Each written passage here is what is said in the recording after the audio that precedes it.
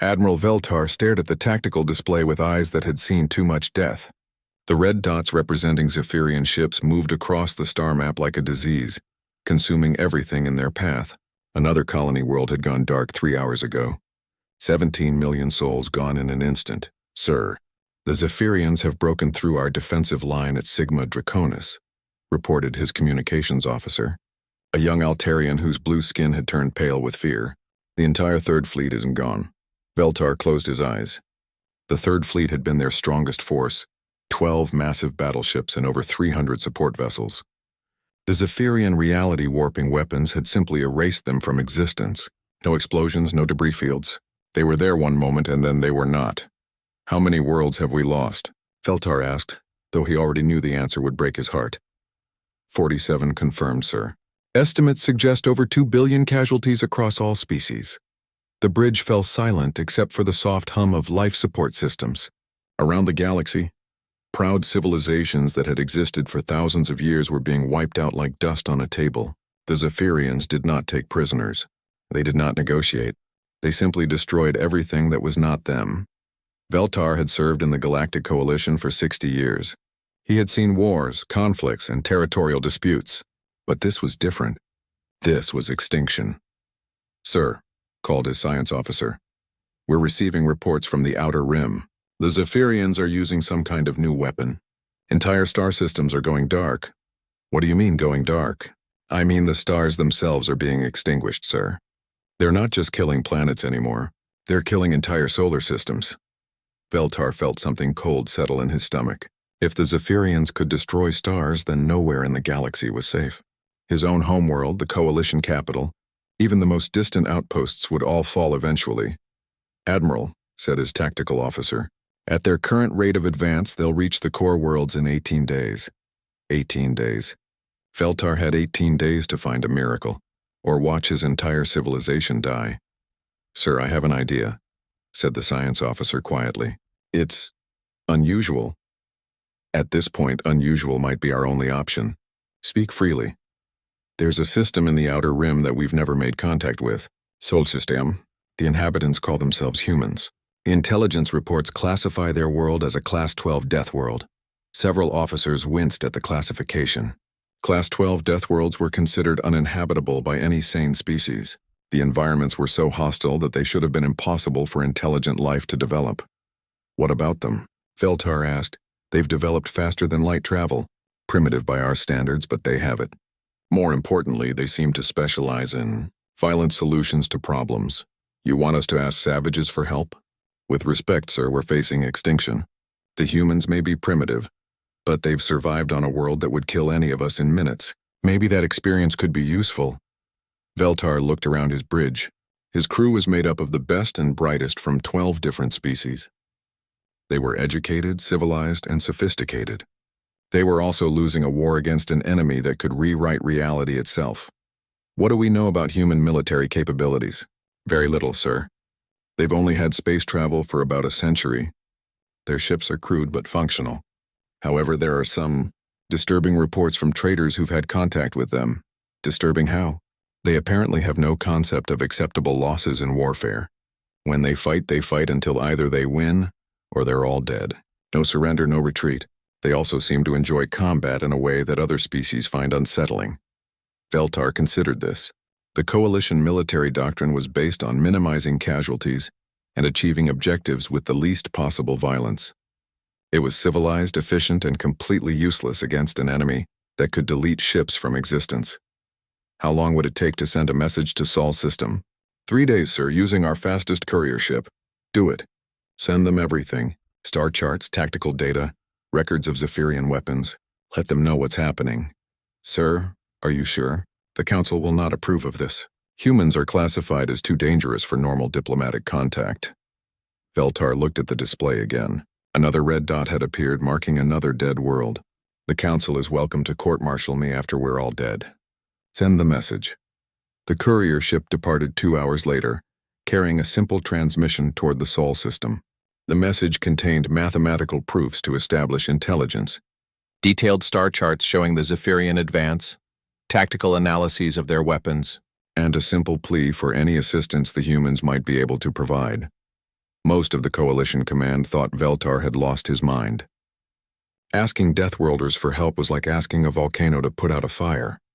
It might work, but you'd probably end up worse off than when you started. 3 days passed. The Zephyrians continued their advance, destroying everything in their path. The Coalition lost another fleet at the Battle of Wolf 359.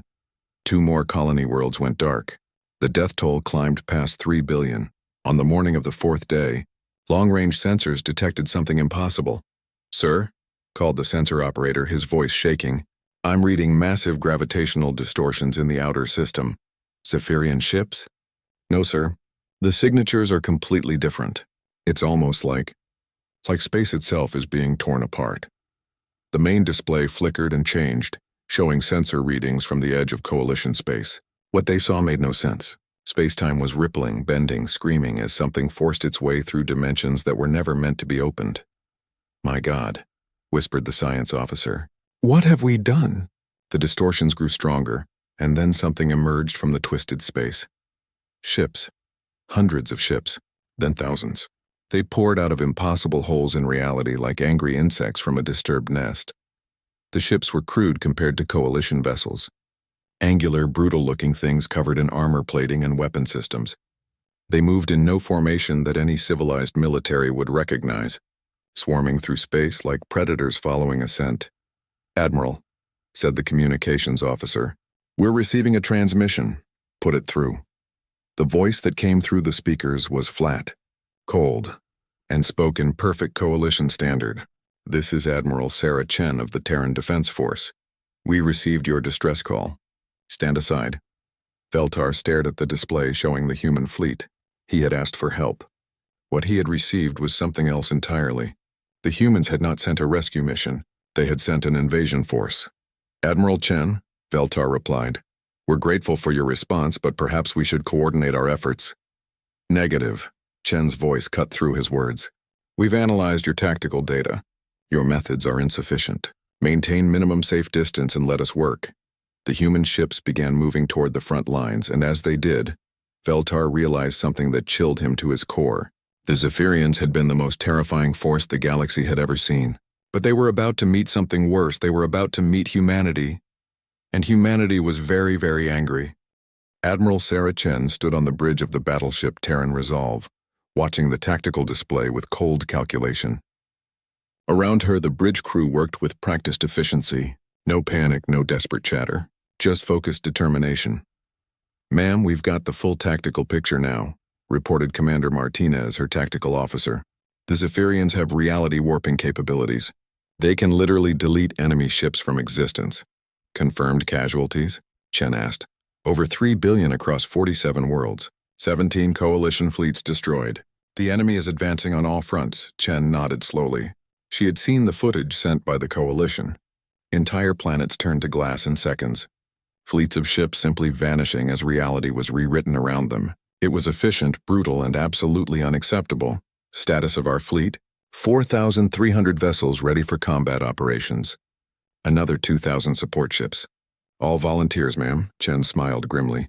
When word had spread through human space about the alien genocide, there had been no need for conscription. Entire civilian populations had demanded to join the fight. Merchant ships had been converted to weapon platforms overnight. Mining vessels had been fitted with military-grade armor. Even passenger liners had volunteered to serve as troop transports. The human fleet was unlike anything the galaxy had ever seen. It wasn't organized like a proper military force. It was organized like Earth itself, diverse, chaotic, and absolutely lethal when threatened. "Signal from the Coalition flagship, ma'am," reported the communications officer.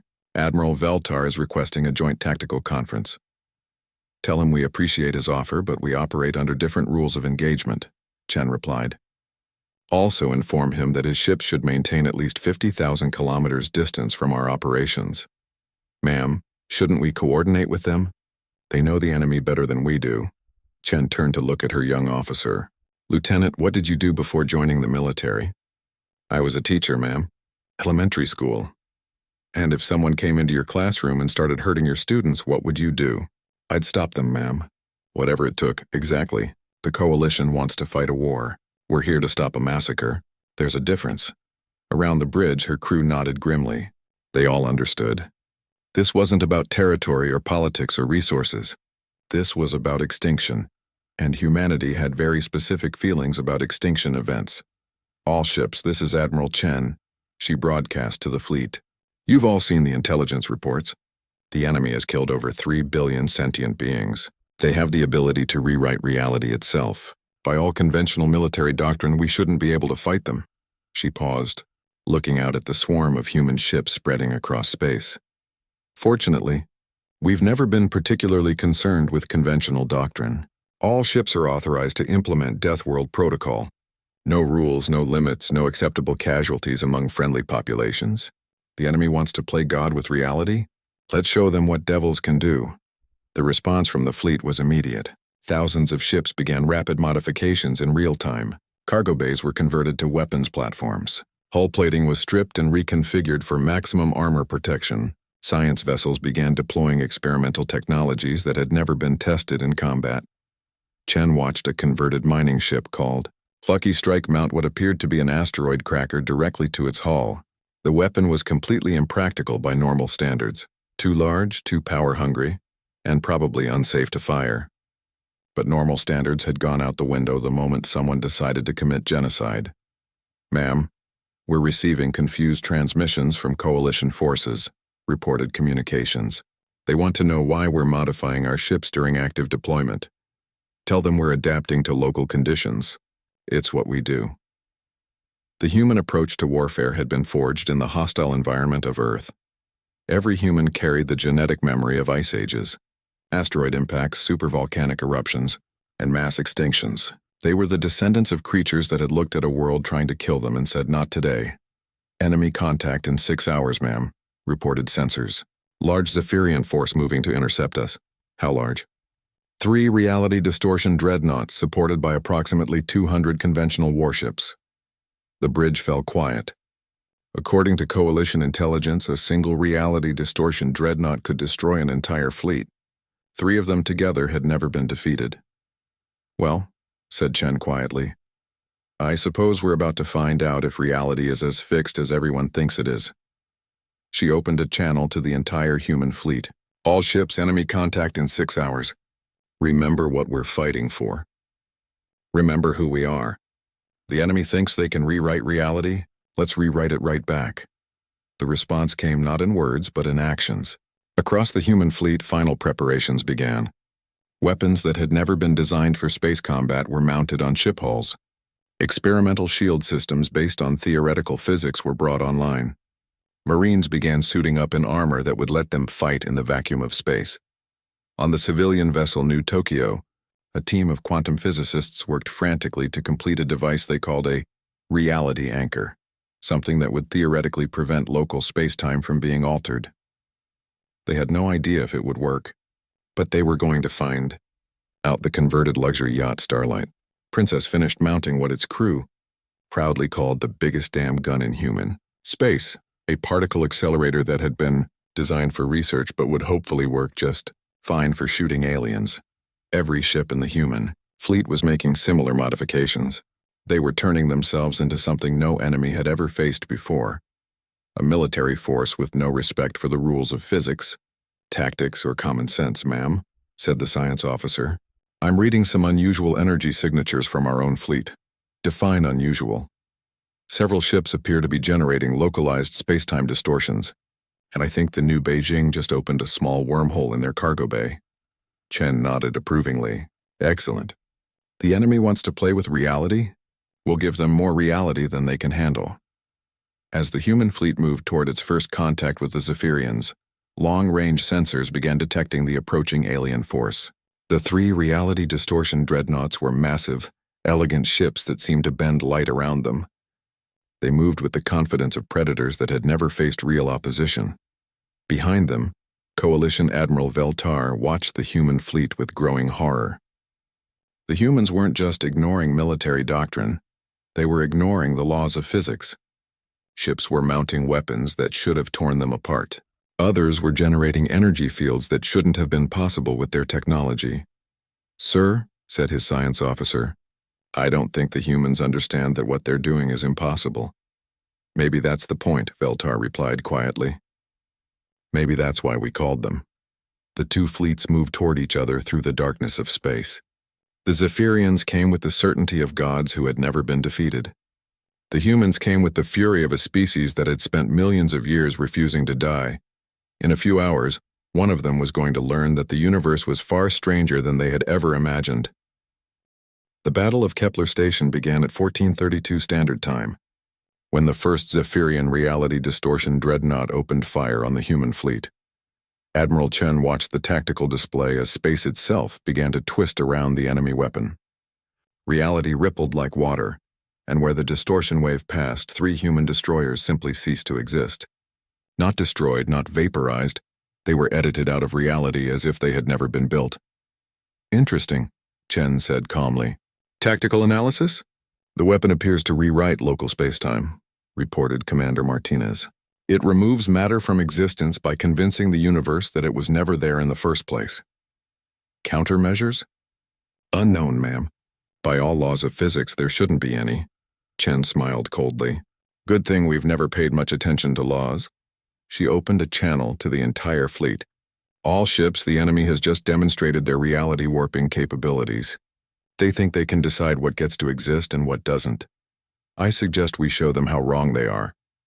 The human response was immediate and completely insane by any reasonable military standard. Instead of retreating from the reality distortions, the human ships charged directly into them. The converted mining ship Lucky Strike was the first to enter a distortion field. The Zephyrian weapon began rewriting reality around it, trying to convince the universe that the ship had never existed. The universe began to agree.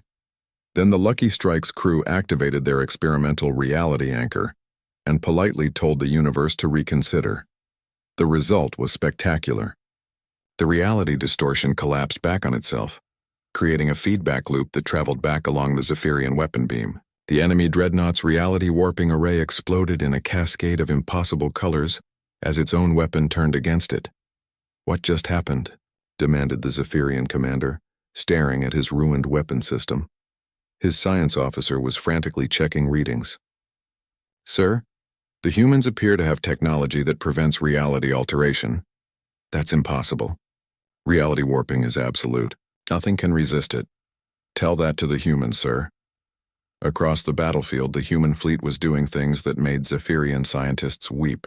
The research vessel New Beijing had opened a wormhole in its cargo bay and was using it to fire weapons backwards through time. The converted luxury yacht Starlight Princess was shooting a particle beam that existed in 17 dimensions, simultaneously. But the real horror was the human, Marines.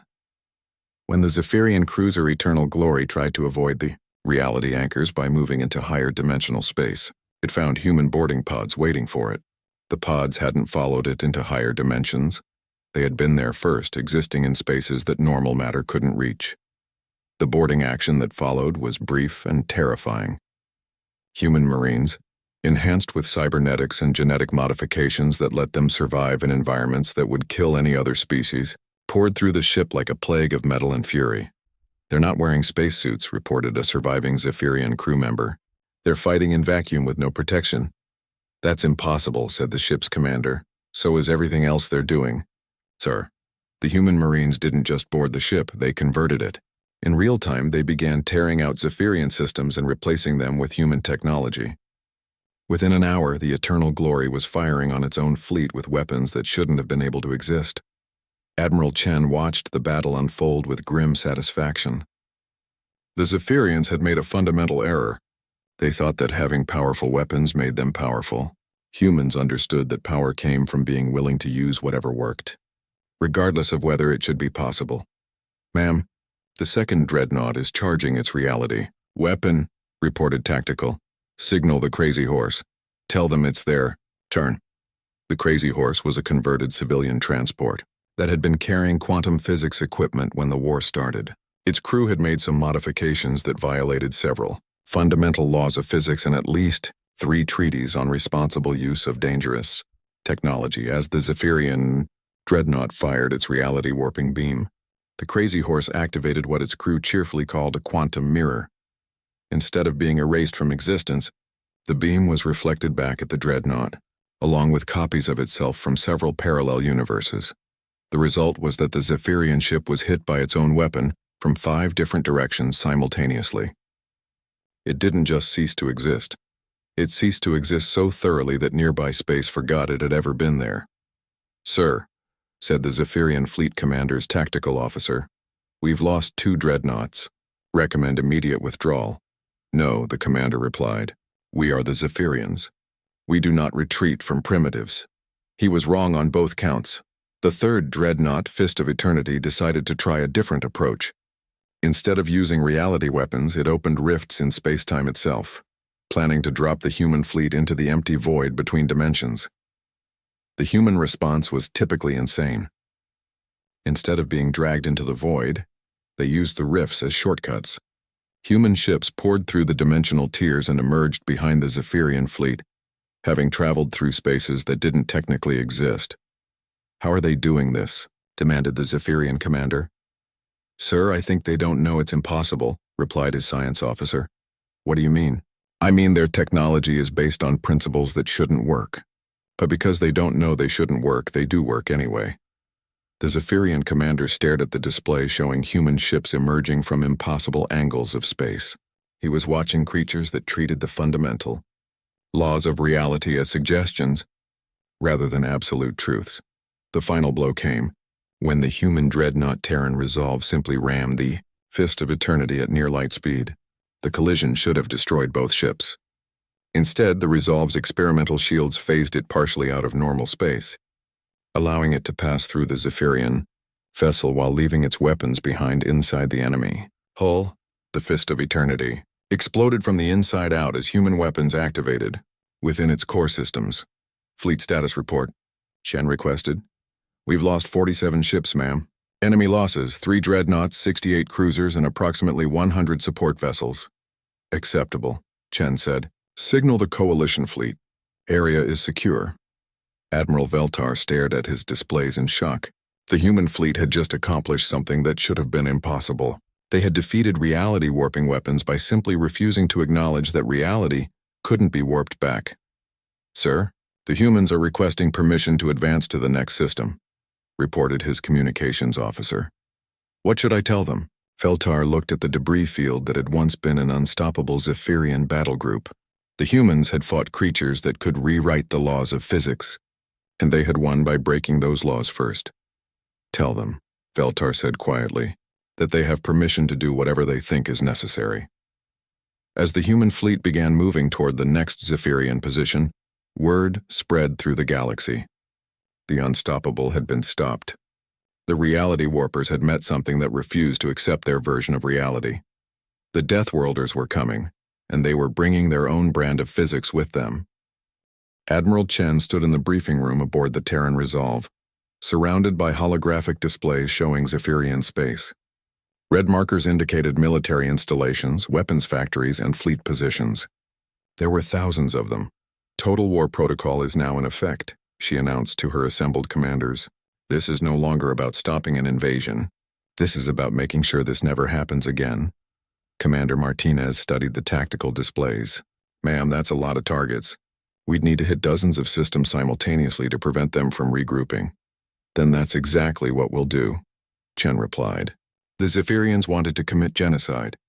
We're going to commit geno-military-cide. Every weapon, every ship, every installation that could ever threaten another civilian population gets removed from existence." Captain Williams of the converted freighter Dallas spoke up.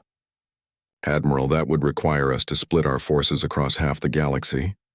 Standard military doctrine says, Captain, standard military doctrine doesn't account for quantum tunneling assault ships and reality-proof armor plating.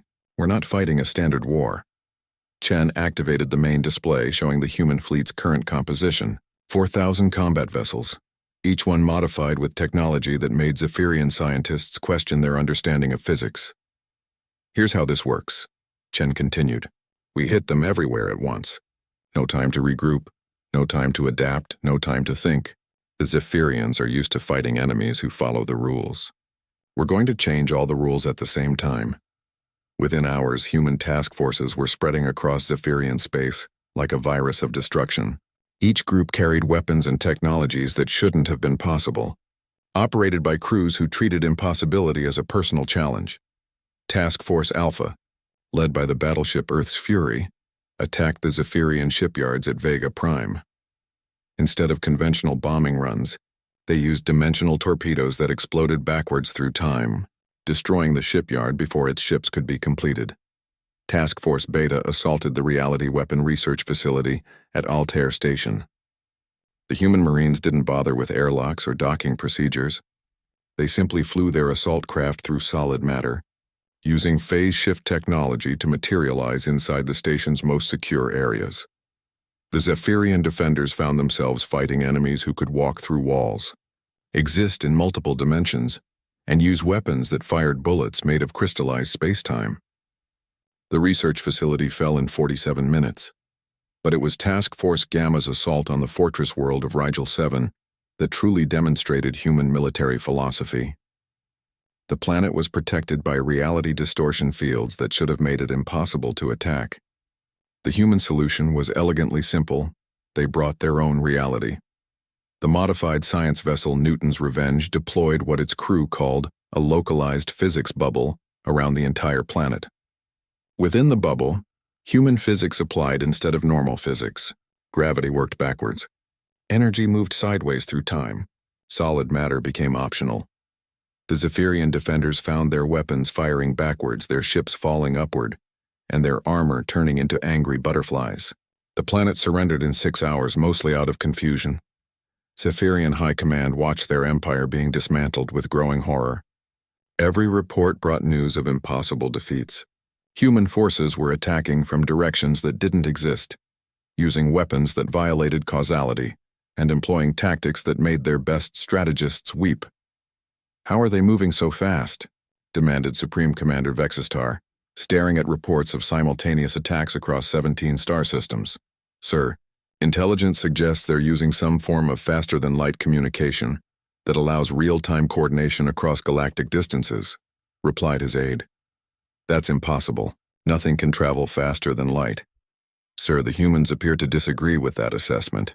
The truth was even stranger. Human ships were staying in constant communication using quantum entanglement communicators that transmitted information through parallel dimensions. Distance became meaningless when you could send messages through spaces that existed outside normal geometry. But the real psychological warfare came from the humans' choice of targets. They weren't just attacking military installations, they were attacking the concept of Zephyrian military, superiority itself. When the Zephyrian dreadnought Eternal, Dominion tried to make a heroic last stand at the Battle of Procyon, human Marines boarded it through the sewage system. The mighty vessel fell to enemies who crawled through its waste disposal pipes because they were too practical to care about dignity. The converted cargo ship Rust Bucket defeated the elite Zephyrian cruiser Perfect Victory by ramming it with a hold full of angry earth wasps. The Zephyrian crew surrendered when their ship became uninhabitable due to billions of stinging insects. Most devastating of all was the fate of the Zephyrian superfortress designated as their invincible stronghold. Human engineers studied it for 3 hours, then politely informed the defenders that their fortress was actually a giant tuning fork. They proceeded to hit it with a sonic weapon, causing the entire structure to vibrate itself to pieces. "Sir," reported the Zephyrian intelligence officer, "the humans have begun broadcasting something into our communication networks." "What kind of broadcast?" "History lessons, sir, about their planet." Supreme Commander Vextar activated the transmission. What he saw made his blood freeze. Images of massive asteroids slamming into planets, supervolcanic eruptions that blocked out suns, ice ages that lasted millions of years, mass extinctions that wiped out entire ecosystems. The human narrator's voice was calm and educational. "This is our planet's history. These are the things we survived. We are the species that looked at extinction events and said, 'Not today.' You wanted to commit genocide? We're the ones that evolution designed to stop you." The broadcast continued with images of human warfare throughout their history. Creatures that fought with tools, with fire, with weapons that could level cities. A species that had nearly driven itself extinct multiple times and had somehow become stronger each time. "The message is clear, sir," said the intelligence officer. "They're not just another alien species. They're the universe's answer to extinction events." Across Zephyrian space, military commanders began receiving the same reports. Human forces were appearing everywhere simultaneously, not just attacking, converting. Every Zephyrian ship they captured was somehow modified to fight for humanity. Every world they conquered became a base for launching more attacks. The humans weren't just winning the war, they were rewriting it as they went along. Sir, we're receiving surrender requests from 17 different system commanders. Reported communications. Surrender requests? Yes, sir. They're not asking for terms. They're asking how to surrender before the humans arrive. Supreme Commander Vextar stared at his tactical display. Red markers showing human forces covered half the galaxy. They were moving faster than any military force in galactic history, hitting targets that should have taken months to reach, using weapons that broke every known law of physics. But worse than the military defeat was the psychological impact. The Zephyrians had built their empire on the belief that they were the apex predators of the galaxy. Now they had encountered something that treated them like prey. Send a message to all remaining forces, Vextar said quietly. General retreat. Fall back to the core worlds. Sir, what about our doctrine of never retreating? Vextar looked at the latest report. Human Marines had captured a Zephyrian battle station by convincing it that it was actually a human ship that had just been painted the wrong color.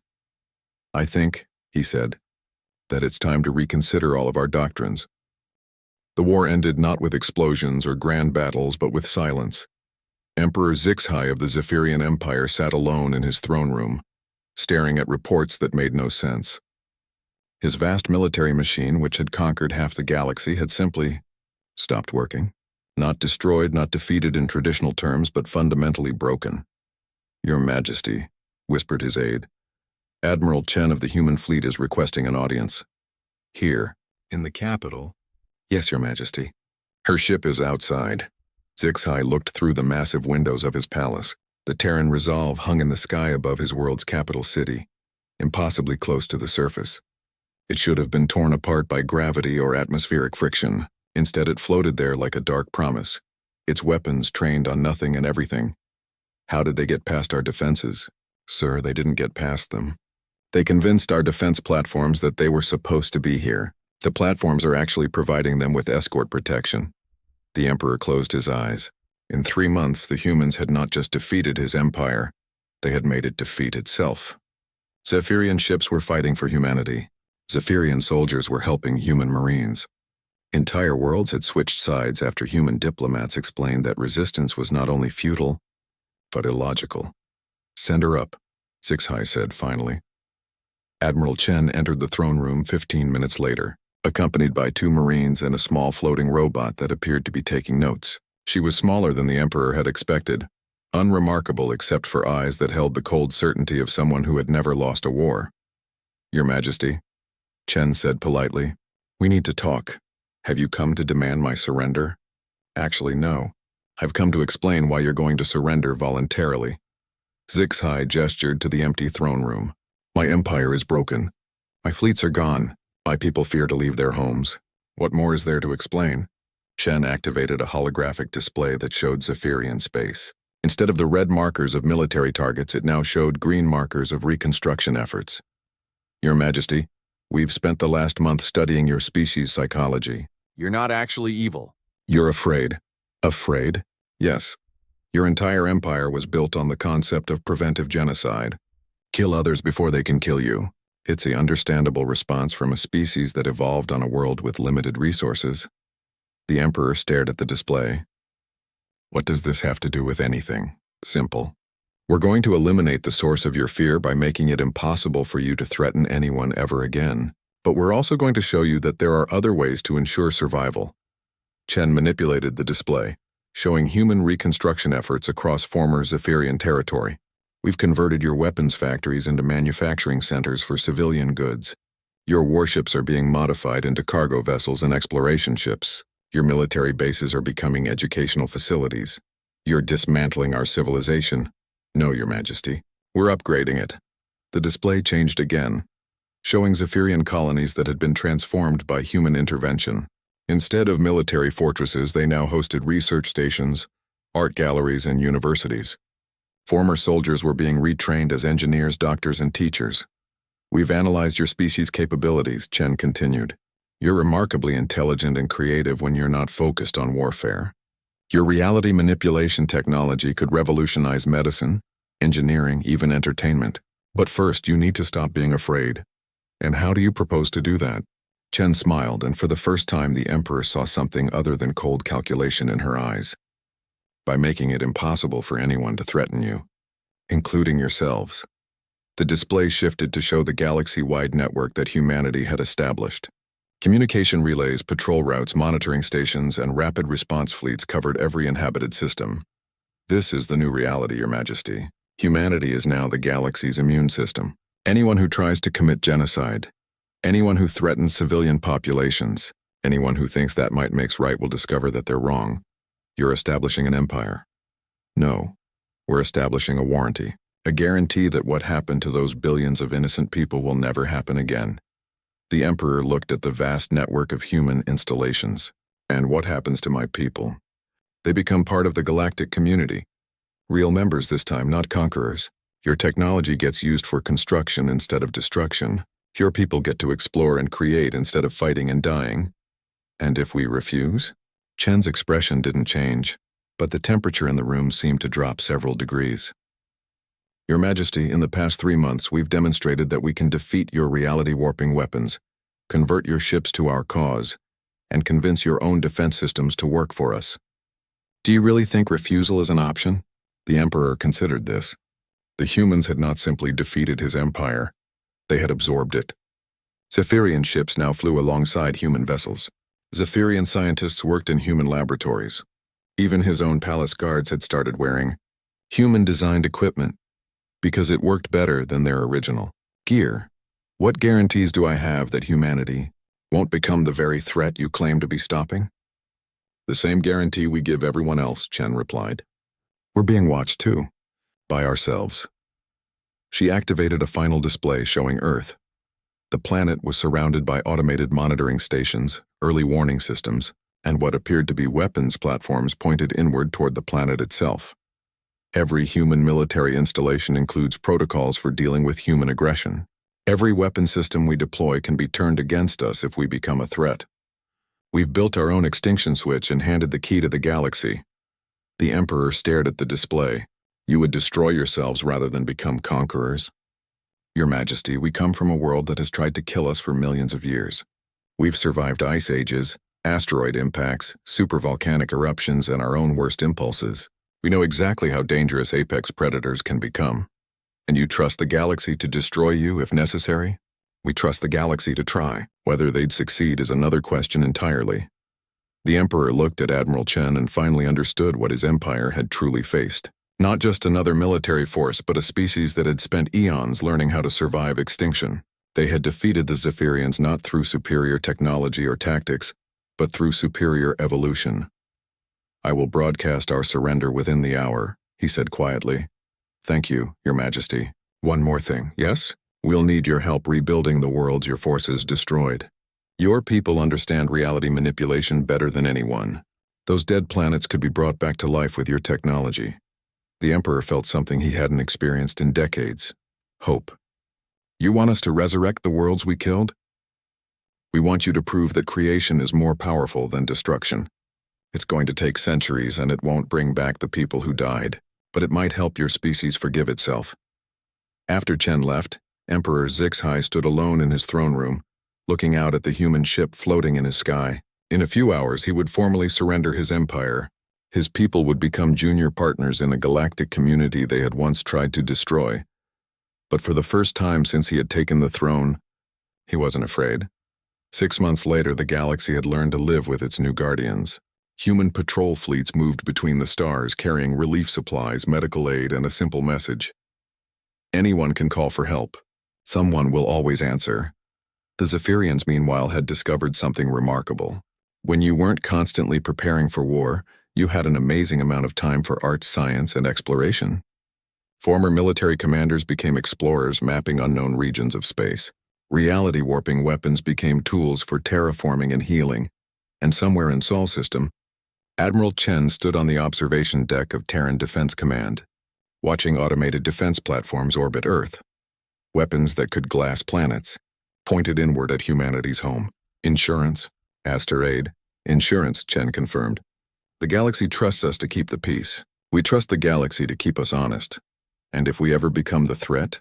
Chen looked out at the stars, where human ships carried aid to former enemies and protected those who couldn't protect themselves. Then they'll discover that we taught them very well how to fight monsters. In the depths of space, the galaxy's new guardians continued their patrol. They had come when called, brought doom to gods, and then simply gone to work. The Deathworlders were watching, and the galaxy slept peacefully, knowing that someone would always answer the call for help, even if help sometimes came with fangs.